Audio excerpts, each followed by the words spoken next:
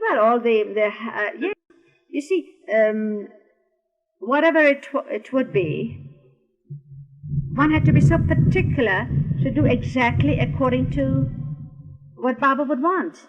So Baba's orders, Baba's duties, there would be the big duties and the small duties, and the small duties would be just as arduous because they were bound on all sides by the way Baba would want it. You know, like a meal. You had to cook rice, but there would be so much to it that it had to be at such a time, then he would change it, and then say, no, not like this, or you had to cook more, you had to cook less. Even the tiniest thing could become like a job. But yes, everybody had their duties. There were the individual duties and the individual orders, and there were the general duties and the general orders, you know. And then he gave these words. And I think, according to Bao, he sent that on ahead. So when he went to Hamirpur, they were already singing it. And that started, after that thing just went with a swing. But you see, when it comes from Baba, when it comes from the source, I never realized that quite to the extent I did later, when I heard from you all how much the Bujavenar Aarti was liked by everybody. And you see, we didn't sing the Aarti, or that one especially, until after Baba dropped his body. Then we had more of the opportunity to sing to him at the tomb and occasions. So the Bujavenar Aarti, we started singing more often after that. And then the Western family who would hear it would say, we especially love that.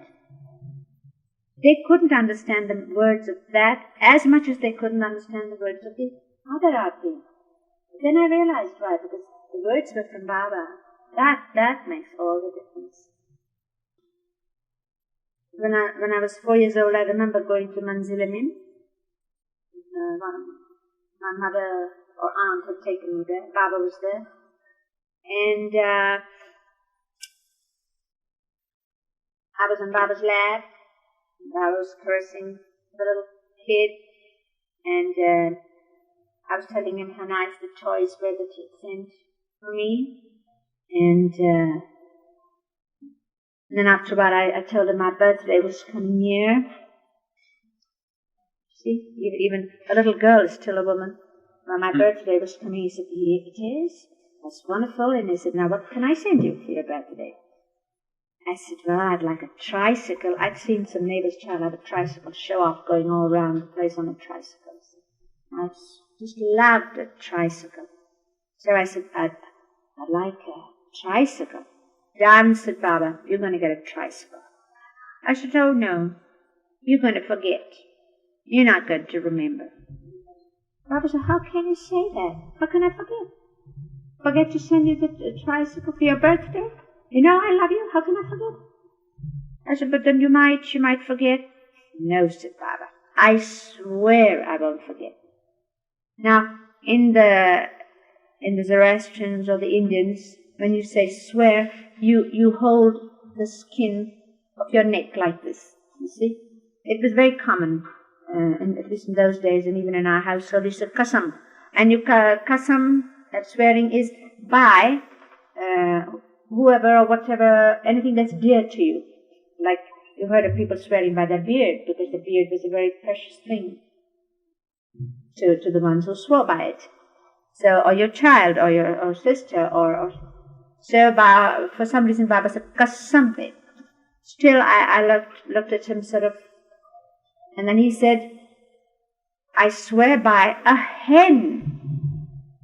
H-E-N, hen. I swear by a hen. Oh, that completely satisfied me. Afterwards, the next thing I remember is that I'm home, and birthday's coming, and I'm a few days ahead. Anytime there's anybody knocks at the door, anybody comes in, I rush out. It's a tricycle.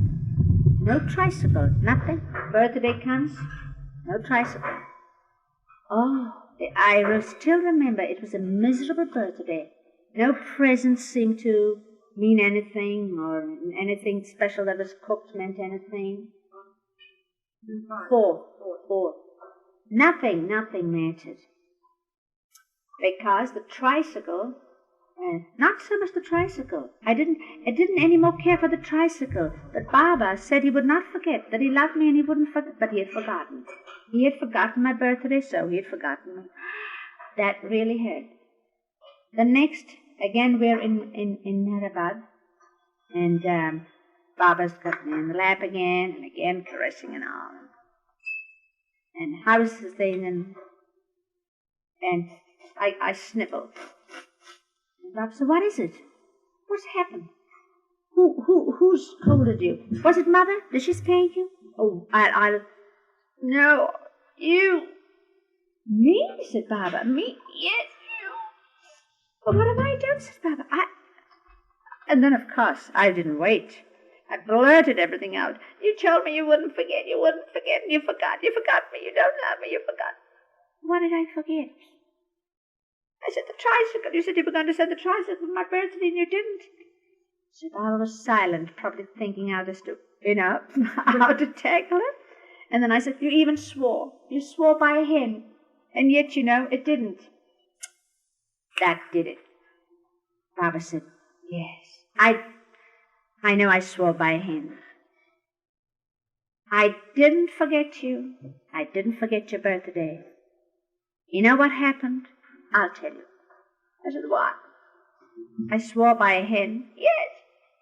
But the hen died. So what could I do? Oh, I still remember the relief. Oh, so Baba didn't forget me. Baba loved me. Baba would have sent the tricycle. He swore by a hen, but that wretched hen went up and died, so what could Baba do? Now, later I thought, what had that got to do with it? I'd like to know. But that was Baba.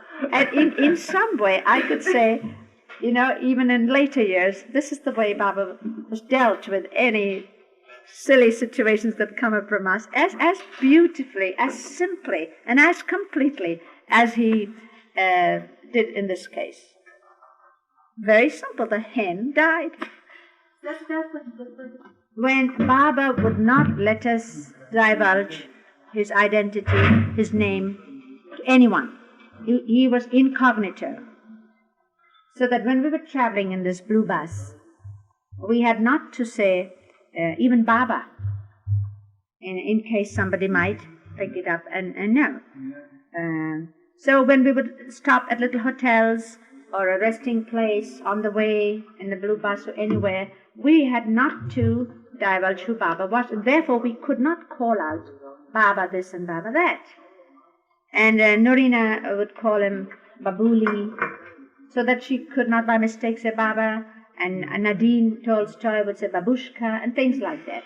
When we were in Bangalore, we had gotten down at Bangalore, and we were at this sort of a lodging house thing where we had stopped, and after all that exhausted journey, we were able to have baths, and we were going to have a real meal on a table, and we were so many, quite a lot of us women were there, and among us was Baidul's family. Baidul from Iran. His family had very recently just about come, and his daughter, who's now in Bombay and has two lovely daughters herself, Sarva, she was a little girl then, and she had had typhoid in Iran before she came, so her hair was cropped, so it was little curls, just, like a boy hairdo. She was among us. Now, when we were all there, and Baba was there, Elizabeth was there, all of us were around that table, and this plump, homely landlady of the lodging house, a Parsi, was serving us very good food she'd prepared. And she, like Nadia, you could see she was happy to have others eat of her. So she was going round, and suddenly she said, would you like another pettice, Baba? And all of us were absolutely frozen into statues. It was a tableau for a couple of seconds. Elizabeth's fork poised like that before it went into the mouth, and somebody's spoon like that, and somebody doing this, and somebody doing absolute tableau, just like this. Yes. And then suddenly everybody realized she was looking at Sarvat, whom she thought was a boy, a young boy, you see, a Baba, and that's what she was addressing him, her. and saying Baba. And immediately you could hear that united sigh of relief, as it were. And then everybody started eating right and continued. But that few seconds was absolute stillness, the tableau like you do in a play. And then it continued. And then... Did she censure? No, it went on beautifully. And then, as I say, then came the time when Baba had damned. He used to put a damn to his name. It was not to be let out. And then came that time when he said, release it. When he released his name, the beauty and grace of his name, he released to the world and said, give it out, give it out. And because of that first drawing in, Baba himself had given a simile, but not on this point, but I'm comparing it to that. How, like an opposition or anything like that, Baba would say, it was all right, that it also helped in his work. And he compared it to a bow and arrow. When you're aiming at something, the first you draw the arrow back. And the further back you draw it, the further forward that arrow will shoot. You see? So in that same way, this first was tightly kept in. His name was in seclusion. And then he said, he released it. He released it to the world. And that's why now it just goes on. It's spreading. It'll go on like that, the waves of the ocean, till it reaches every corner, every bit of a creation. Then he released it. But till then, as I said, we were frightened, shocked. Who said Baba? Who let out? And then came that time, as I say, unlocked the gates and said, have my name. Give it to all you can. That's the grace that comes from it. Elizabeth and all the whole lot, the whole gang we were there. And when we got down into this house, this empty house, I think it was dark bungalow or house, something that was rented, I don't remember. We were hungry. Oh, we were hungry. And we were tired, and we were looking forward to that. And Kitty and all got round and started the fire and cooked, of all things, in a chatty, this water chatty, like that. And just put everything they had, all the potatoes and all the onions and everything they had in it, and filled it with water, and we were going to have a lovely sort of a stew. And then, as it was boiling, a soup kind of thing, as it was boiling and all, it started leaking. Oh, no. And when it was done, it was about done, but it was leaking on the thing, and everybody said, oh, look, Kitty, the soup is leaking. Oh, what are we going to eat? And Katie and others were there too. They quickly got pails, bath pails, and took up the chatty with cloths and things and emptied the soup into the bath pail. And there was that bath pail full of water with those onions and things floating around in it. But it was so tempting because we were hungry.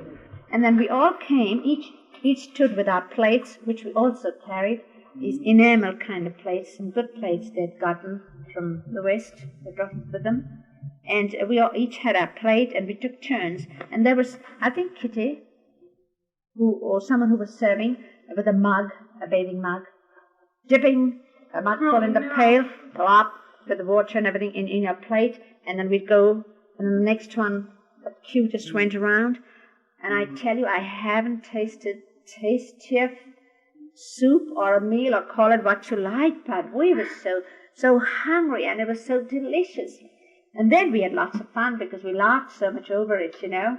At that time it was all frantic, but then later it would be a lot of fun. And then Baba took us to the carts, and there was an enormous crowd. It was one of those melas where all the sadhus and the sannyasis, the ascetics, and everybody gather.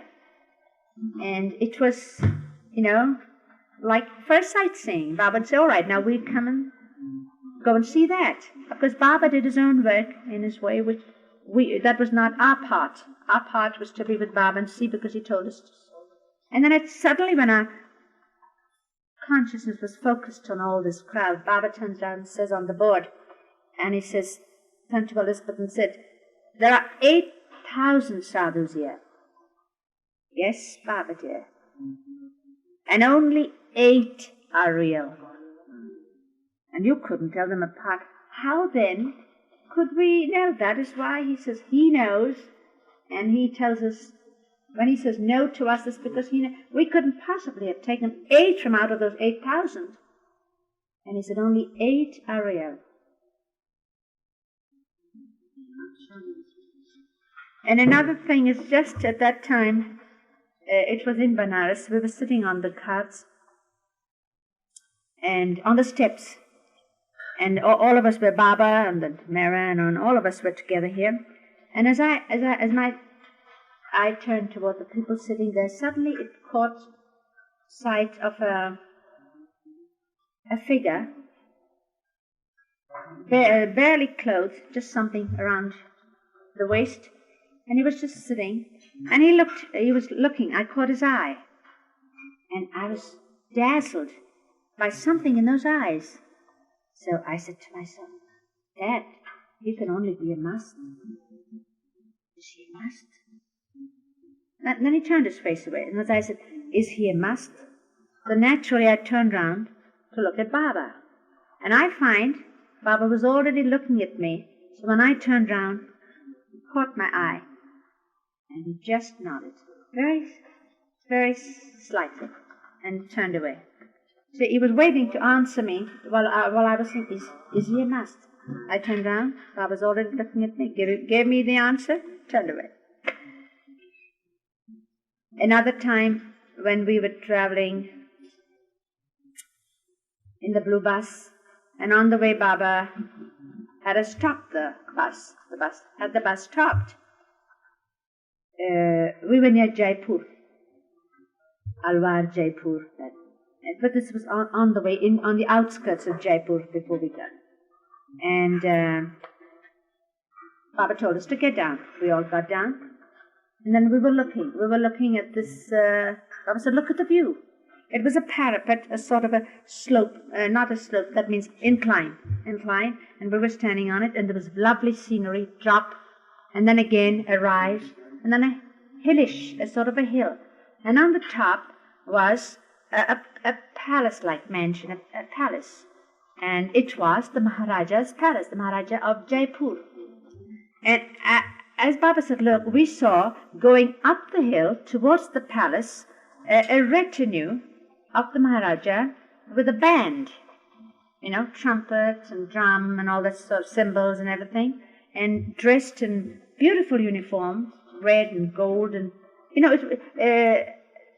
the details may not be right, but it was all pomp and splendor, and it was fascinating. It was really good, and we were all looking at it with the music and all. They were going up, and then Baba clapped, and Baba's clap was beautiful. None of us has ever heard a clap like the sound of Baba's clap ever.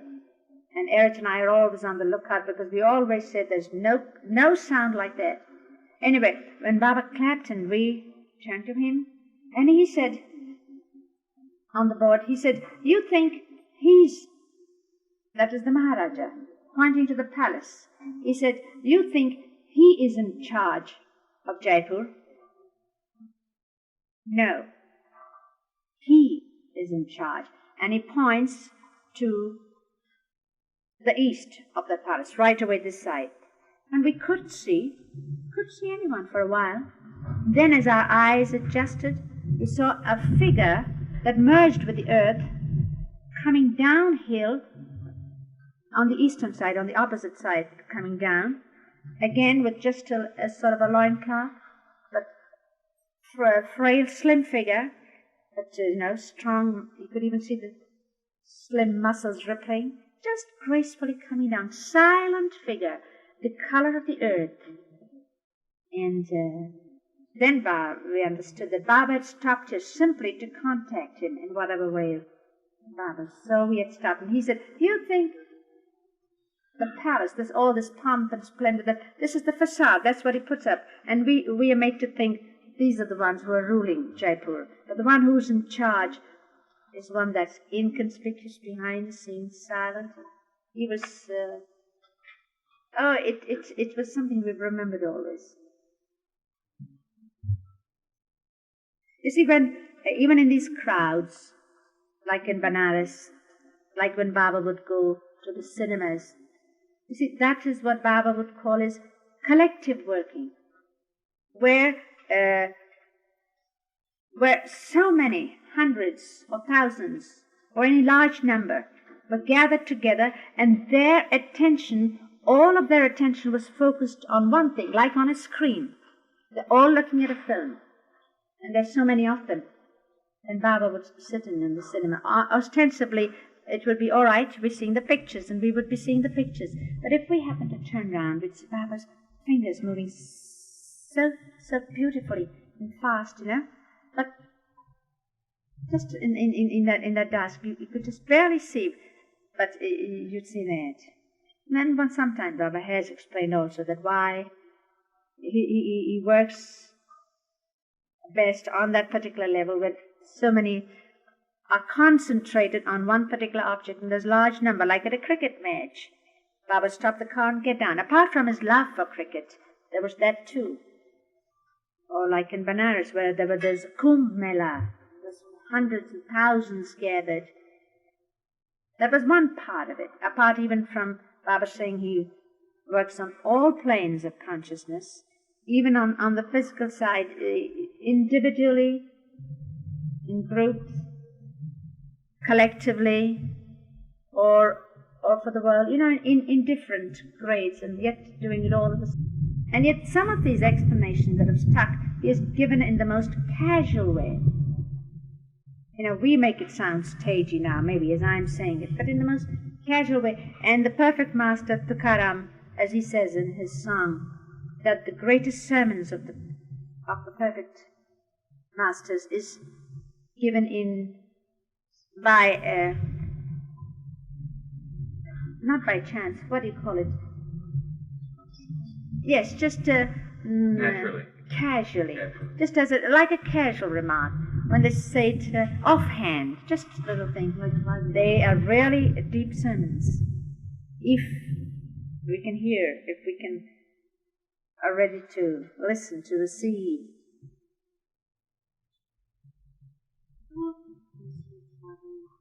What are you doing?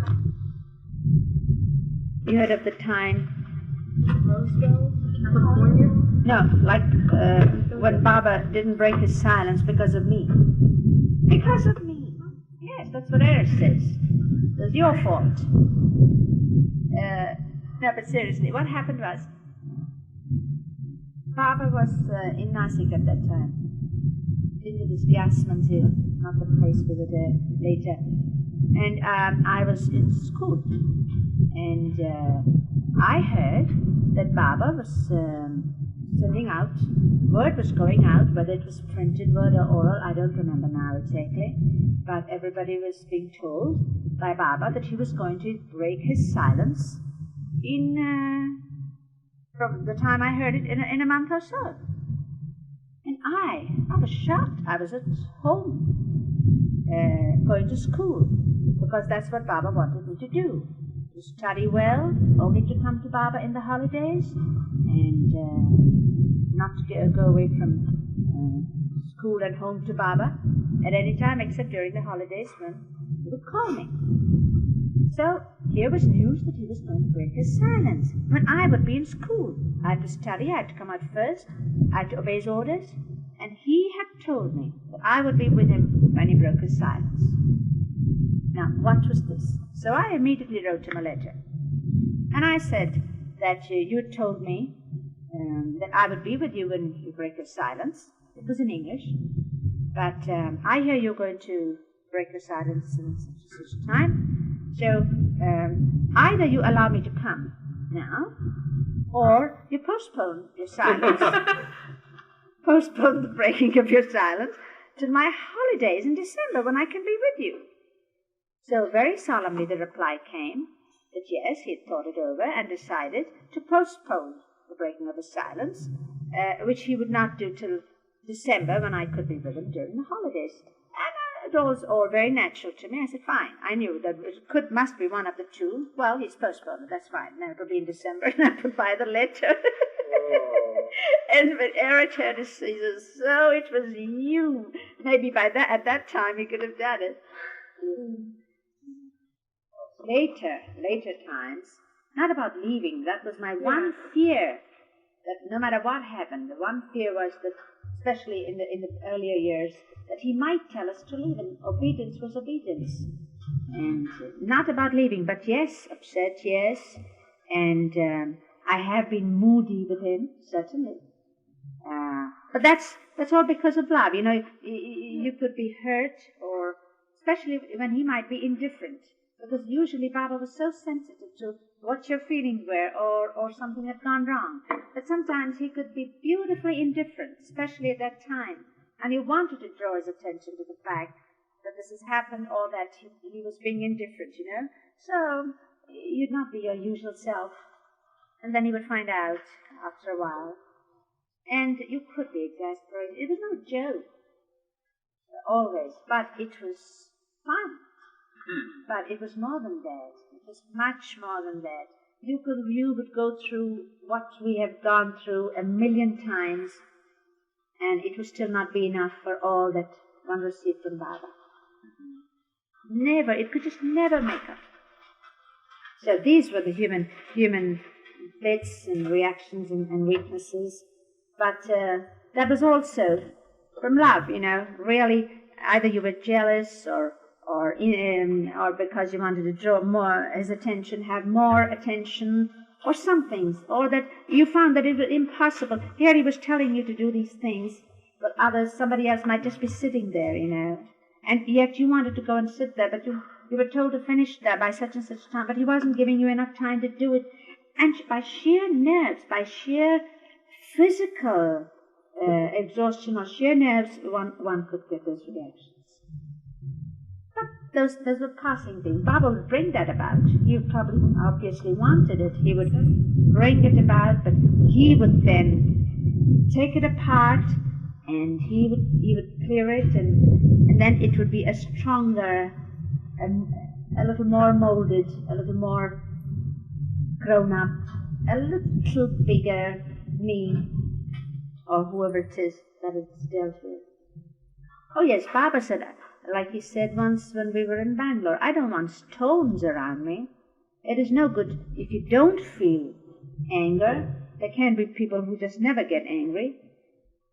But to be angry, but because I tell you, don't express it or control yourself, or, you know, be angry, but don't abuse somebody or hurt somebody because you're angry by saying something that would hurt them. If he gives that order, which was at that time, then that's what I want. What is the good of it if you don't ever feel angry? How would it help my work, he said. How would it help? I don't want stones around me. But you see, these with different temperaments, different people, different things, they became his instrument.